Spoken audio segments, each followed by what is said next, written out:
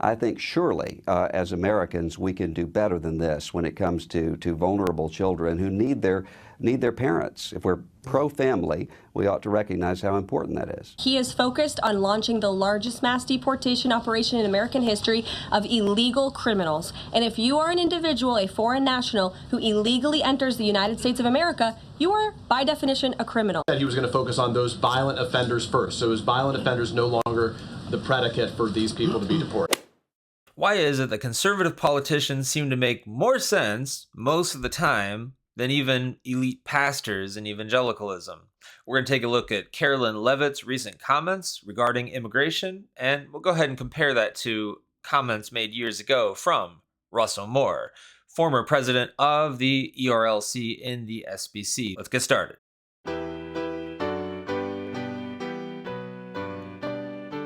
Welcome to Truth Transforms. My name's Adam Markley. We are going to take a look at that today. If you're new here, go ahead and if you like biblical content, you probably want to subscribe to podcasts on this channel, Truth Transforms and Truth Nuggets, which is a daily dose of truth for your daily transformation. So we are going to look at Carolyn Leavitt here, who laughs off the media in this clip here regarding immigration. It is quite comical. They don't seem to understand that those who enter the country, those who invade the country, are here illegally. But I thought I'd go ahead and take a look, find a clip from this man here, Russell Moore, and see how her response compares with his response. So let's go ahead and get started here. On visas, but hold pro-Hamas sympathies. The president is open to deporting individuals who have broken our nation's immigration laws. So if they are here illegally, then certainly he is open to deporting them. And that's what this administration is hard at work at doing. We receive data from DHS and from ICE every single day.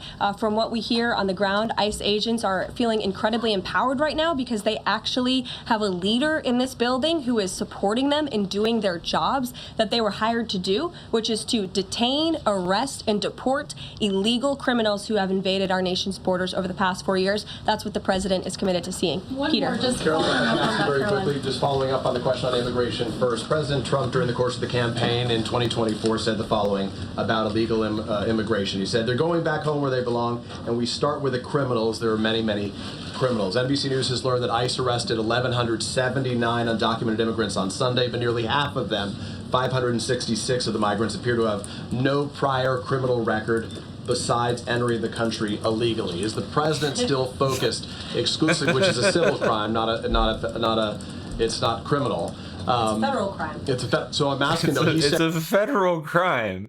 Does he? No prior criminal record except for a federal crime of invading a nation. That he was going to focus on those violent offenders first. So is violent offenders no longer the predicate for these people to be deported? The president has said countless times on the campaign trail, I've been with him at the rallies, I know you've been there covering them too, Peter, that he is focused on launching the largest mass deportation operation in American history of illegal criminals. And if you are an individual, a foreign national, who illegally enters the United States of America, you are, by definition, a criminal. And so therefore, you are subject to deportation. I apologize for interrupting. So to be clear, violent criminals do not receive precedence in terms of the deportations taking place. The president has also said two things can be true at the same time. We want to deport illegal criminals, illegal immigrants from this country, but the president has said that, of course, the illegal criminal drug dealers, the murderers, the individuals who have committed heinous acts on the interior of our country and who have terrorized law-abiding American citizens, absolutely, those should be the priority of ICE, but that doesn't mean that the other illegal criminals who entered our nation's borders are off the table. Understood. Then let me ask you a separate question. All right, so that's what he has to say, and it's just absolutely bizarre that you can't seem to understand that those that are here illegally and do need to be deported, especially since the focus right now is on those who are the most violent, those who are part of terrorist organizations, those who are part of gangs, the absolutely massive invasion. And this is the major issue. This was the major issue of the election. One of the major issues is that someone needs to uphold law and order. Now, Romans 13, that the government is actually a terror to evildoers, not a terror to those who do good, but a terror to those who do evil. Well, I went looking for a clip for Russell Moore and found this. This is Russell Moore years ago on with Wolf Blitzer on CNN. What pastor goes or Christian leader goes on CNN with Wolf Blitzer and agrees with someone like that? Only someone who's a crazy leftist. Let's get started.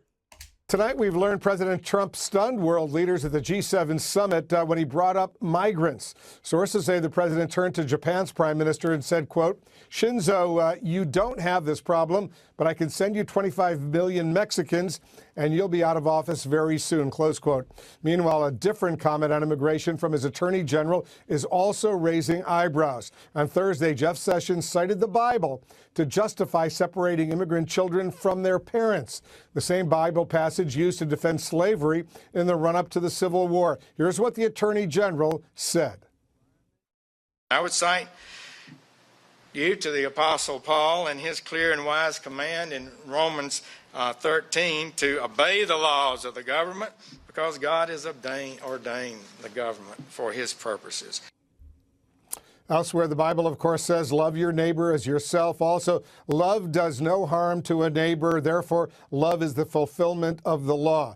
The Attorney General didn't mention those passages. And some biblical scholars are taking issue with what Mr. Sessions said, and that includes my next guest, Russell Moore. He's the president of the Southern Baptist Ethics and Religious Liberty. Wouldn't pause it for me. The only biblical scholar that would take issue with that would be one working the leftist agenda very clearly, because we know that the law of the land must be obeyed, and only unless it is causing a Christian, a church to disobey God, that would be the time when you disobey the law of the land, not something like pushing for illegals to stay in the country. That's obviously not a proper application of resistance to the government. If you feel that the law is unjust, unless it's causing you to disobey God, you must obey. That's the whole point of Romans 13.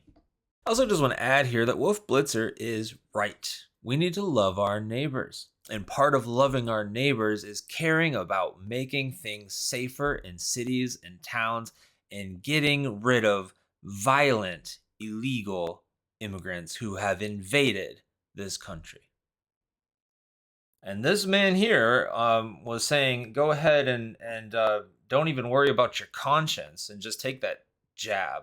Thanks so much for joining us. As someone who knows the Bible as well as you do, I wonder what goes through your mind when you hear the Attorney General use it to defend this specific policy. Well, Wolf, we all have moments when we could use a little more time in Sunday school, and this is one of those moments for the Department of Justice. Romans 13 does not mean that any law that the government passes or carries out is a good law or a just law. Romans 13 simply means that the governing authorities are put in place for a reason. And the reason, the Apostle Paul says there in Romans 13, is to commend that which is good and to punish that which is evil. It's hard for me to imagine that children clinging to their parents in a very, very difficult time could be classified as evil. I think I understand what the Attorney General is trying to say, which is that we have a rule of law and we ought to observe that rule of law. I agree with that. But I think surely, as Americans, we can do better than this when it comes to vulnerable children who need their parents. If we're pro-family, we ought to recognize how important that is.